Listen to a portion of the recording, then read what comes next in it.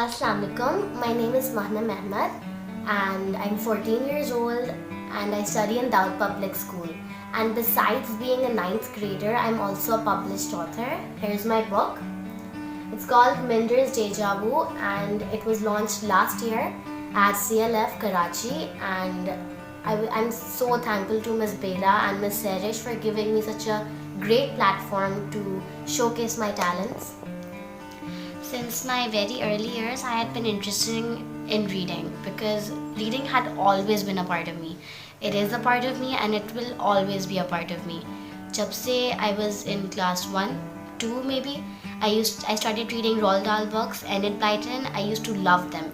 और आप सबको पता होगा ये सब fiction genre के हैं. तो that's why when I came towards writing, तो मैंने भी fiction को choose किया because fiction में कोई limit नहीं होती. It actually lets all my energy out, all of my thoughts, and I can write them because realistic fiction जो होता है ना उसमें फिर भी कोई limit होती है, लेकिन जो overall fiction जो होता है उसमें sky is the limit वाली चीज़ है. Actually, my mother, one day she came to me and she told me about this competition that was going on, the Young Author Award competition. This was by CLF. It was gonna come on. And since many days before she told me, I was thinking about one way or another to let my creativity out. So I entered this competition by giving in my story. The story I wrote was Life as a Buzzard. Buzzard, this is basically my main character of this whole story. That's sort of a fictitious character. It's like a human with things. And well, the theme of my story is basically individuality, how every person has to be themselves. And usually लोग जो होते हैं ऐसे किसी theme की तरफ, they take a very realistic approach. लेकिन मैंने थोड़ी इस पूरी चीज़ को fantasize कर दिया है because mainly the audience, the kids जो होते हैं, they're more attracted to something that's creative, that's a bit magical. What would you say about that? So that's why I think they would understand the theme more if it was in such a story, because as the story comes to its resolution, so will the children understand the theme of the story. And this plot, it had actually been going through my mind even before this competition.